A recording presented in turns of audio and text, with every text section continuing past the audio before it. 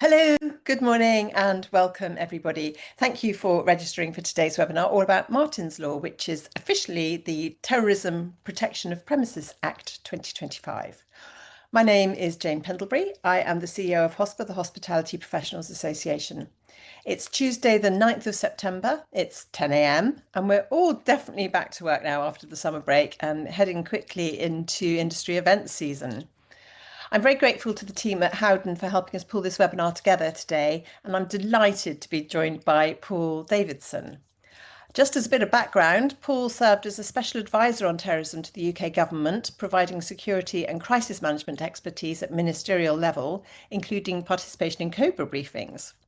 Paul now runs Team 9, who are Howden's specialist risk experts on Martyn's Law and protective security audits and solutions as well. Paul will talk us through the key points of the law for around 30 minutes today, with time for questions after that. So we should be all done and dusted by 10:45. Please do ask questions throughout using the Q&A option, which is probably at the bottom of your screen. And if there's not enough time to answer all the queries, then we will get back to you afterwards. The webinar is being recorded. We're happy to share the link afterwards, and it will be available on our website as usual, hopefully later this week. But I'm just going to hand over to Paul now, who's our expert and will take us through the key points. Paul. Thank you very much, Jane. That's wonderful, and good morning to everyone that's on the call or who may be dialing in subsequently. So I'm Paul Davidson. As Jane said, I'm part of Team 9, a security consultancy. And we're going to spend about the next half an hour talking about the Terrorism Protection of Premises Act, also known as Martyn's Law. Now, look, everyone, it's not lost on me that discussing terrorism and mass fatality attack first thing on a Tuesday morning with the hospitality industry is a pretty tough ask. It's not a cheery subject, and it's obviously not really possible to make this subject matter entertaining. So therefore, my job is to try and make it swift, informative, and relevant to you. Only about 14 slides, so we're not going to throw a lot of PowerPoint at people. We're going to start with just a little bit about who are Team 9. Then we'll go into the history of Martyn's Law, some concepts, some responsibilities and challenges, and I'll highlight some really easy steps that you can start to consider now within your businesses. So let's move on. This is Team 9. So our expertise is as follows. As Jane says, we've been counter-terrorism advisors to UK and international governments. My colleague Tony Manzi was responsible for the protection of the late Queen and King. We have advanced degrees in risk management. We still work very closely with Cranfield University and Cranfield Defence Academy on counter-terrorism issues, including the Terrorism Masters course. We train counter-terrorism skills globally, and we partner with a company called CT Watch in the US. We are vendor neutral. We are ASIS and SIA members, which are our trade associations in the security industry.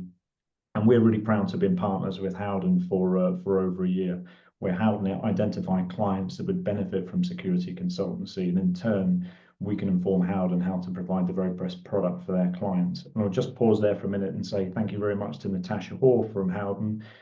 Because this is partnership at work, it was Natasha that introduced us to Jane at HOSPA. So thanks, Natasha.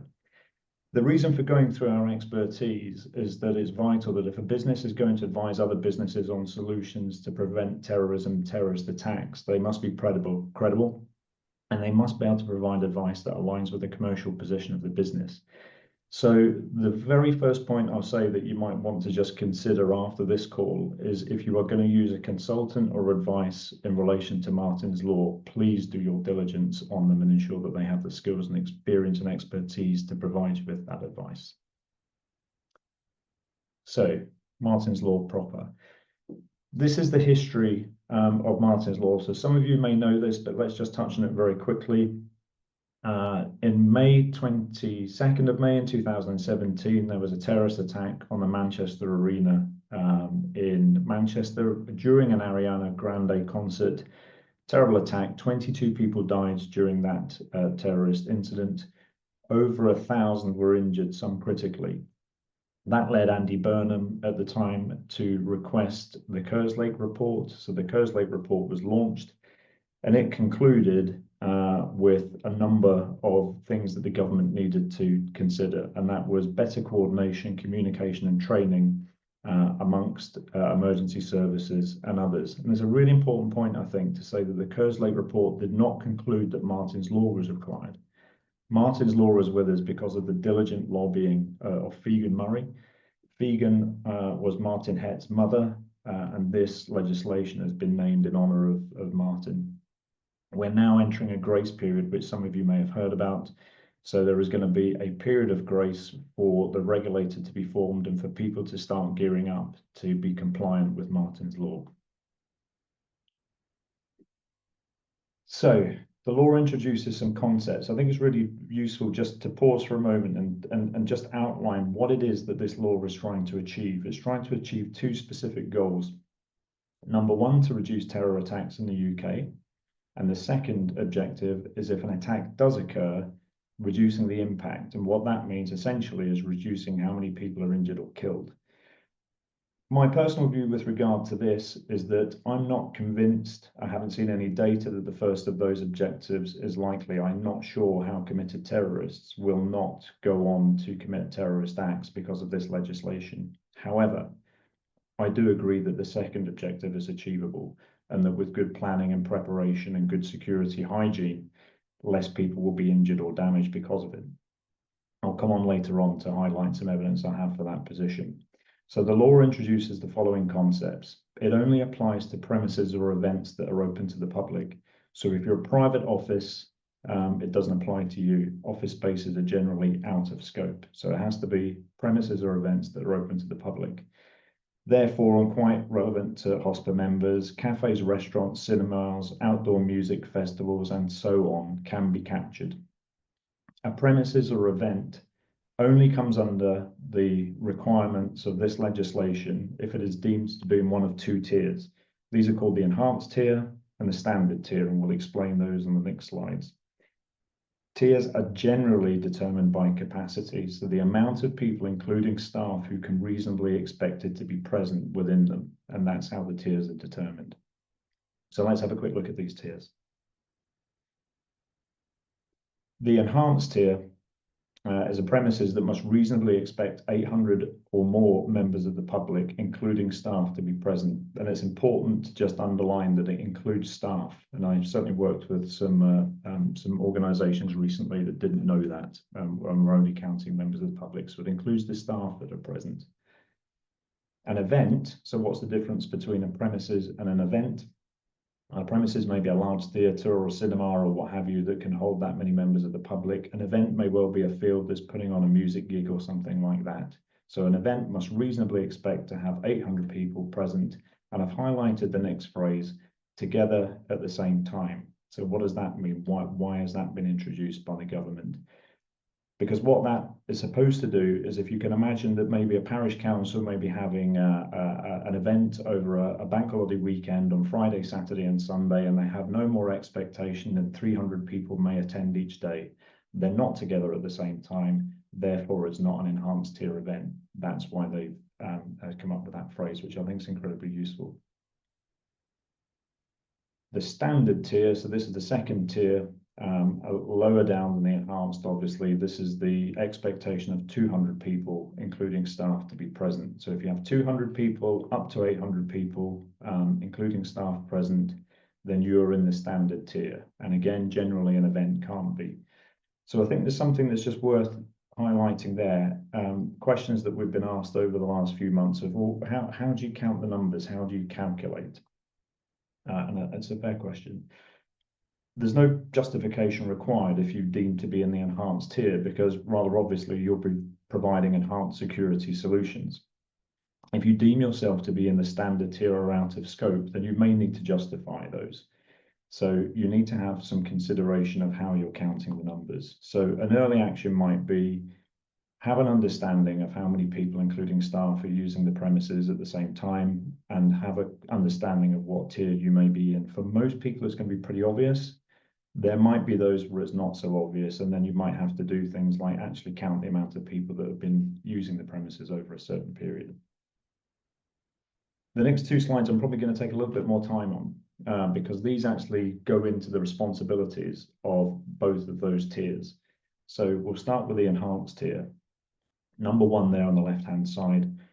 a responsible person. So the legislation says there must be a responsible person that has been designated to deliver the next 7 bullet points on that slide.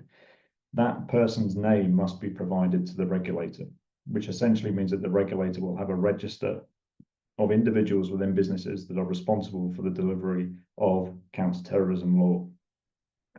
That's the first point. I'll just pause there to say, try and identify who you feel that person may be, and also look at what responsibilities they're going to be given and what support they're going to receive, because that can be a pretty challenging role for somebody that doesn't have very much idea around this sort of area of business.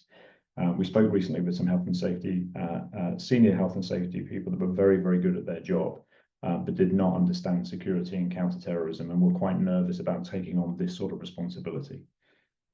Once you've decided that, we then go on to the next things. When we move through these a little bit more quickly, a risk assessment must be done, evaluating the most likely threats and vulnerabilities against that particular premises or event. And then 3 and 4 means practical measures must be implemented to minimize terrorism risks or mitigate harm. So what that means is that you understand your gaps, and then you have to invest and fill those gaps with those practical measures. 5 relates to specific training. So all relevant workers must receive specific training. So again, we'll pause there for a minute. What is a relevant worker? So legislation is relatively clear. A relevant worker is anyone who is on the premises or at the event that can impact on safety. So just a very quick sort of case study of what is and what isn't. If you imagine if you have perhaps an electrician that only works during the night in a venue, there are no members of the public around, they do their duties and they go home, they are probably not a relevant worker because they can't impact on the safety of public that are using the venue. However, if you have a member of the public that works behind the bar just on a Saturday, they are a relevant worker. They will require specific training. And the important thing to also highlight is it's specific training on your venue. So it can't be generic. It has to be on your venue and on your plans. Then after that, we have measures. So implementation of reasonable security protocols, access and egress monitoring must take place at the enhanced tier.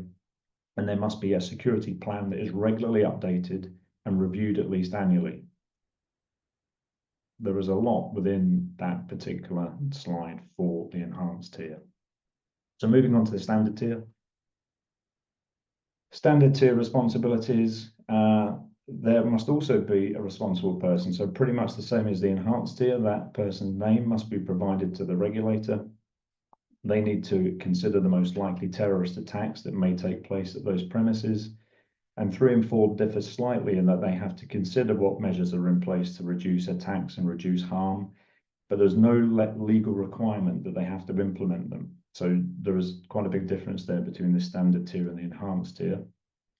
They must develop emergency plans. So that's plans around evacuation. So evacuation of people from the building during an attack. Lockdown, which is locking people in during an attack.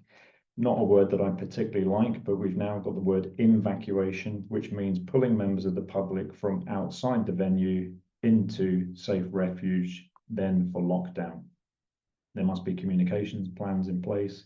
And again, there has to be training for all relevant workers through the standard tier. They're also required for an annual review. So there are actually very similar crossovers between the two, but the requirement to implement and invest in security solutions is significantly less on the standard tier responsibility. So understanding tier exceptions. So there are always exceptions to the rule, of course. Martyn's law, no different. So schools, for example, are out of scope for the enhanced tier, regardless of how many pupils are at the school. They are always in the standard tier.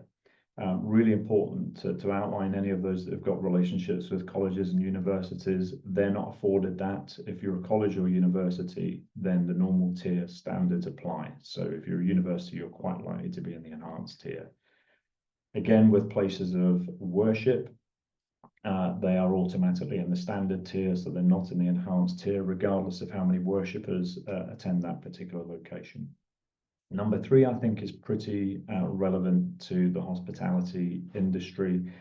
One-off public visitor surges are out of scope. So what does that mean in reality? So again, just a quick case study. If you're running a cafe, you have up to 200 customers on a Saturday, and the field next door one particular Saturday decides to run a large music festival, and your cafe becomes very busy, and you now have 800 people attending. You are not pushed into the enhanced tier. That's considered a one-off public visitor surge, and that's okay. Real caution around that, not to use that too much. The term one-off is pretty stark, so it's probably best that people don't rely on that too often.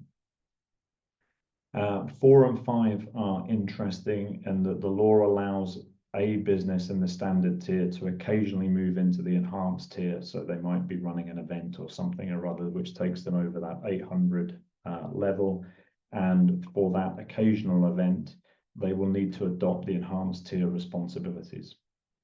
Unfortunately for the enhanced tier, they can never move into the standard tier. So once you are in the enhanced tier, that's you, and that's where you're going to stay. And then the final one there is generally open public spaces. So parks and what have you, generally out of scope, so no issue for public spaces. The exception to that would be something like Park Run, which is an organized event that can have at times way more than 800 people attending. The tier and legislation will apply to that sort of event just as much as any other. Challenges. These are challenges that we're well aware of. You know, we monitor very much what the government messaging is, and we also follow LinkedIn and all the rest of it for all of the communications that go out with regard to this. And not a week goes by where there isn't some sort of misinformation, confusion, or even well-meaning but naive messaging. It's really difficult for those that are wrestling with this to understand exactly what they have to do. So we understand that. Second challenge, we're working with some clients just now that have large sites. They operate multiple activities at the same time, and they might actually have to introduce multiple plans to be instigated at the same time. So for example, they might have to evacuate one area of their venue at the same time as locking down another, and that's a real challenge for them. We come on to number 3, vicinities there. I think that's quite relevant again for the hospitality industry. For the first time that I can remember, you're now legally responsible under this legislation, not just for your venue, but also the vicinity of your venue. So if you're a cafe, you may now be responsible for the footpath that's in front of your cafe under this legislation, literally having to design within your policies how you are going to usher people off of the footpath and into your safe refuge during a terrorist attack, something that we're working very closely with Howden to just understand how that might work for people. Strategic terrorism expertise in the UK is extremely thin, particularly those that are able and competent to advise businesses and understand the pressures on businesses. Determining reasonable measures for those that have to implement them, particularly under the enhanced tier, is subjective. Our view at Team 9 very much is trying to assist people and making sure that they achieve minimum compliance with the law, not maximum, minimum compliance with the law. Anything thereafter is a matter for you as a business if you want to increase those measures. Decision making and communication during an attack is difficult, so actually it does need to be trained. And as you go through this, there's going to be sort of, you know, particularly again, those at the enhanced tier, lots of justifications of what you are going to do and what you're not going to do. And it's really good to make sure that you justify those. So if the budget's not available, then it's well worth just detailing that this might be something that we'll consider further down the line, but really writing down why it wasn't done. And it's a sad reality, and any of those that follow sort of updates on LinkedIn, there are unfortunately too many poorly qualified and or unethical players within the security industry. We're aware of it. We're trying to do something about it, as is the government. The government have announced a voluntary register of experts that will be screened in due course, that sits under the Institute of Civil Engineers. Some of us are quite disappointed that that's not a compulsory register, but there we go, that's what we have just now. So just a quick learning point there. Our view is try and work out what your vicinity may be just now. Keep it as small as possible. You don't want your vicinities to be too large. So the grace period, there is a 2-year grace period, and the graphic that you can see in front of you is what the current threat to the UK is in relation to terrorism and terrorist attack. An attack is likely, as the leader points there, and we are currently facing a substantial terrorism threat. And that's why I'm not really too sure that Martyn's Law necessarily will achieve its first objective, because I don't think that where we are geopolitically will necessarily allow that. This assessment is made by the Joint Terrorism Analysis Committee regularly. They sit regularly. There are lots of people from very interesting places, including the security services, that come together, look at all the evidence and determine what the threat is. So we are at substantial. I think it's a sad fact that, just to highlight, that needle has not moved to the left since 2018, and it's not likely to anytime soon. So really, do we have a 5-point scale or do we have a 3-point scale? If, or rather when, it moves to the right, the government has the ability to suspend the grace period immediately. The law is already in force. The grace period is a favour. And they may well perfectly be able to justify doing that if an attack becomes highly likely. And that's why our message is, particularly for those in the enhanced tier, don't choose to do nothing just now. Use the time wisely and try and understand what you need to do going forward. I will move very quickly over the next one. This is what we're currently doing at Team 9. So far left-hand side is where we're working just now, very much with enhanced tier clients, providing what we call our gold service, which is going out, meeting people, understanding their gaps and reporting back to C-suite as necessary. On the far right-hand side, smaller, less complex businesses, we have a fully online experience, and silver is somewhat in the middle between the two. This is our online offer. We're really grateful to Howden that's helped us designing that. So standard tier can log in, answer some questions, and we'll be told what tier they're in, answer a few more questions, and we'll tell them where their gaps are and provide them with some resources. So we'll just skip over that because I'm really keen to get to your questions. So if we move on to questions, just before I hand back to Jane, feel free to get in touch, particularly if you've got further questions, but also really grateful for feedback on this because it's the first time that we've presented to HOSPA. So it'd be really useful to know if this is a useful presentation for you. And just to summarize those half a dozen things that we've gone through throughout the presentation, things that you can do now that are really easy to raise in your management meetings and discussions internally. So number one, if you do determine to reach out to a consultant, please do your diligence. As I said, in due course, the Register of Security Consultants within the Institute of Civil Engineering will list competent providers, but that is a voluntary list. There are lots of good people out there, but you must do your diligence. Number two, count your numbers and work out what tier you're in. It should be relatively straightforward. Don't forget to include staff. If you're not sure what tier you're in, then do some more work around assessing how many people are using your premises. Number three, work out who your responsible person is likely to be. Have a conversation with them because it could be quite a scary role to take on, and make sure that you understand what help they might be able to might require to be able to really fulfill that role going forward. Four, try and determine what your vicinity is. Keep it as small as possible. 5, have a general idea of where you think your compliance gaps may be. And 6, it's a really good idea just now, as we're just starting out with this stuff, strive for minimum legal compliance in the first instance. You can always invest more, you can always do more, you can always be more secure, but strive for the minimum compliance in the first instance before doing anything else. Jane, that's a whirlwind trip through the complexities of Martyn's Law, so I'll hand over to you for any questions.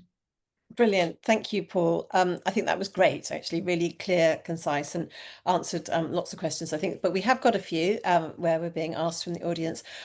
One was, when you mentioned the grace period, you said that they could bring that forward at any point. If they don't, when is the official end of the grace period? What is the sort of the I was going to use a different phrase there, which included drop dead, so we won't use that. When is the date that they have to be at the moment, within the knowledge that it might change? Yeah, No, that's a really good question, by the way, and I perhaps should have mentioned it. They haven't announced it as the upshot. We think it's likely to be around early 27, so we'll probably get through most of 2026. That will allow the regulator to be formed. It will also allow the government to get some advice and guidance out there. And please don't, that there's not a government line when I've said that the grace period could be cancelled. I'm just highlighting that the law is with us. It already exists, and it would be very easy for the government to do so if they felt the risk required it. If I'm honest, I don't think that will necessarily affect the standard tier. I think if you're in the enhanced tier and the risk changes and that needle goes up 1 or 2 to the right, the enhanced tier will be asked to do their bit and get on with the legislative requirements. So I think if you plan for early 2027 for the regime to be in place, then that's probably not a bad idea. Brilliant, thank you. And Mike says, I have a venue that can accommodate in excess of 1,000 people.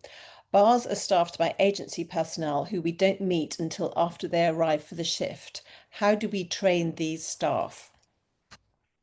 That's a really good question. I mean, the government's position is that's up to you. They'll need to be trained. And the challenge is that to date, there's been some training for staff online, which is national and generic, and you can log in and you can sit and you can watch it, and it's not bad. But Martyn's Law is requiring people, anyone who works within your venue, to be trained in the specific requirements of your venue, which means if you have an evacuation plan, they need to know it. And I understand from the hospitality industry, really do get it, that there is going to need to be a system or structure of onboarding that makes sure that these people are trained in your requirements and responsibilities before they go to work. It might be able to be done online, but it would still need to assess and deliver your specific plans. So that means that if you have somebody working behind a bar, they're going to need to know how to communicate, how to evacuate, how to evacuate, etc. It's really difficult. I get it, but we're here to help and we think we can get you there. So I hope that answers your question, but I really do get the challenges around agency staff, gig economy, so on and so forth, particularly within the hospitality industry. Okay, thanks, Paul. The next one from Andrew. If a town ran a food festival, many marquees over car parks, etc., so there would be multiple venues attracting thousands, but where does the responsibility lie then? Yeah, so again, really good question. Whoever is the organizer of that event will be responsible for Martyn's Law. Right.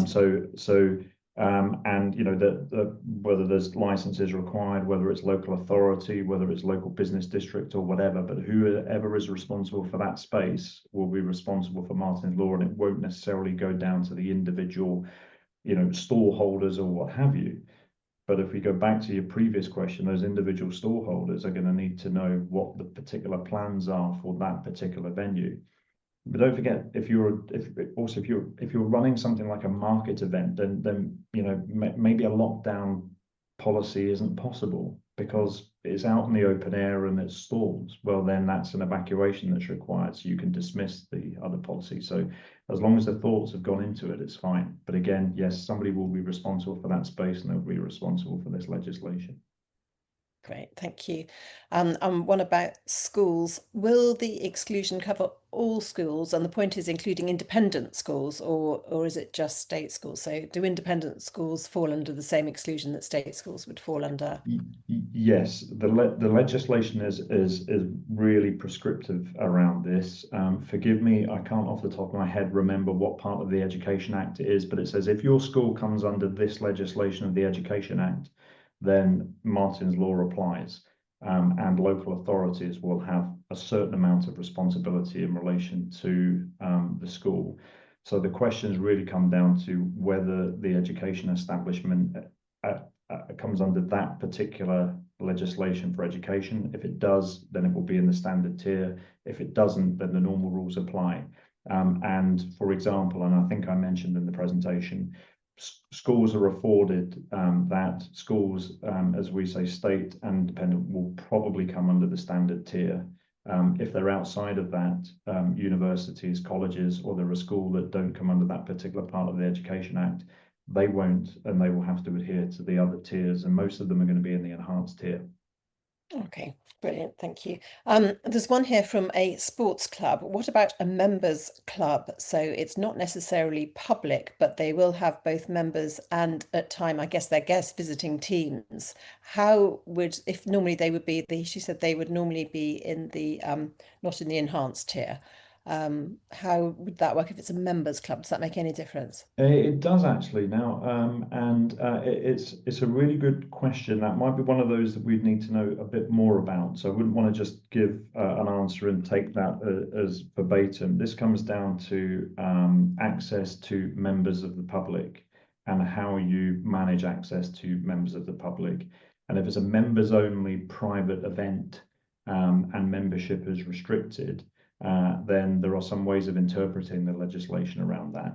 The challenge comes for sports clubs, and I'm closely linked to quite a few sports clubs, in that you can make the case around Martyn's Law, particularly or potentially in relation to membership. But if you're then going to start running things like, I don't know, something to do, maybe at the weekend you'll have some sort of music festival which is open to members of the public, but also members of the club. Then you start getting into the Martyn's Law event planning situation.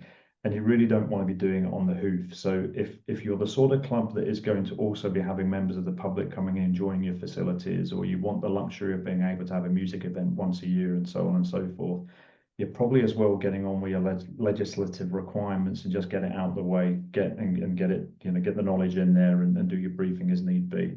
If you want to be really strict just around the membership, then you probably can be, and you can probably take yourself out of the legislation should you wish. Okay, thank you. So I'll conclude by saying probably need a bit more information around that one, if that's all right. Yes, yes, I'm sure that everybody really needs to have advice unique to them, don't they? Everyone's Yes. different. Going back to the question, I think about staffing and the knowledge of staff in the premises. In a larger venue, how dynamic does the communication of the evacuation, I'm with you on that. I think that is a confusing word, evacuation, and lockdown need to be, and what role might AV and digital signage play in this? So Yeah, great question. So I'll pick up on the word, how dynamic does it need to be? Plans have to work, or let's say the plans that you conceive at least have to have the ability to work. Now, things go wrong, particularly in the middle of a dreadful terrorist attack. People panic, things don't get done. That's understandable, that's human nature. But your plans have to be able to work. So therefore, the dynamism, particularly in relation to communication and evacuation and what have you, and advising supervisors and around decision making, all has to be able to work, at least from a policy perspective. Digital signage, communications, yes, absolutely. So if you can imagine that you're at Wembley and there's a big concert going on and what have you, having somebody in a bright jacket with a megaphone is not really going to do it as far as evacuation goes, and we get that. So there is absolutely a place for some really, really good, clear advice to members of the public. Everyone must leave by this exit, the one that's lit green. That sort of thing is superb.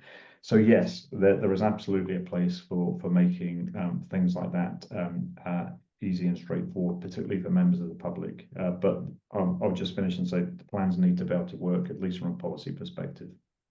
great, thank you. A couple of hotel specific ones here. We're a hotel group, so when counting members of the public and staff, do we take into account guests checked into the hotel as well as conference members of the public and staff when determining what tier we may fall into? So just so to get that right, Jane, in my own mind, so when counting numbers, it's members of staff plus members of the public that are within the hotel. Attending a Then conference. Yeah. Yeah. So yes, you'll need to count them all. Yeah, I figured that was going to be the answer. Okay, and then I haven't read this one yet, so I'm reading it blind. For a hotel, we have an event for approximately 150 guests and then maybe have a further 80 guests staying. Does this place us in the standard tier? So 150 guests and 150, yeah, for an 150 event. guests. Yeah. And what was the 80, Jane? The 80 are guests staying. So I guess that's people checked into bedrooms, not necessarily there, I guess, but checked into bedrooms. So 80 in-house guests and 150 visitors for an event. Yes, that count them all. Yeah. Because I think in relation to sort of other legislation that we can get confused about, particularly like I don't know, for like uh, licensing for guests that is different staying in hotels necessarily to using the pub next door, but that doesn't apply to this legislation. It's if it's a member of the public that is within the premises, and the total of them is 200 or over, you're in the standard tier. So 150 booked in and 80 at an event is over the 200. The 200. Yeah, that makes complete sense. I've got one here that I think will refer to Howden, but you may know the answer. Will Howden clients get a discount for Team 9 services? I'm going to have to defer to Howden Yes, on, you will. on that one. All I'll say is Team 9 are very flexible. Right. Okay, cool. Brilliant. That's it actually on the open questions at the moment. So unless any pop in the next couple of seconds, I can bring this to a close. Is there anything else you wanted to add before I go into my closing words, Paul? No, just, I mean, thanks very much again, Jane, to you and the HOSPA team. Thanks very much to Howden and Natasha for the introductions, and obviously, finally and most importantly, thanks to everyone else that joined us and gave up some of their busy day. I really appreciate it. Yes, and thank you all very much for listening. As Paul says, that's great. And as I always say, if you need formal advice, then please do approach your professional advisor or come to me at HOSPA for a referral. And please let me know if you'd like me to introduce you either directly to Paul or the team at Howden. Could I ask you to take a look at hospa.org for other upcoming events? We've got lots of webinars coming up and a few in-person events too, one of which is our Great Green Balloon Debate on the 16th of October at the Amelia White House in London. I always look forward to this event. Last year's was a crash course in EHG and how to save the planet. So wherever you are in your sustainability journey, this is not one to miss. We've also got our golf day at the Belfry on the 23rd of October, so please sign up for that if you're interested in golf. And then, of course, HOSPACE, our annual conference. Secure your delegate ticket as soon as possible so that you can join us on the 13th of November at the Royal Lancaster, London. Howden are one of our key supporters again this year, so we're always ever grateful to them. Also on the website, you'll find recordings of all of our webinars and masterclasses, which are also uploaded onto our YouTube channel, and today should be uploaded within the next few days. Thank you all very much for listening, and thanks again, Paul at Team 9 and Howden. And I look forward to seeing you all again very, very soon. Thank you and goodbye.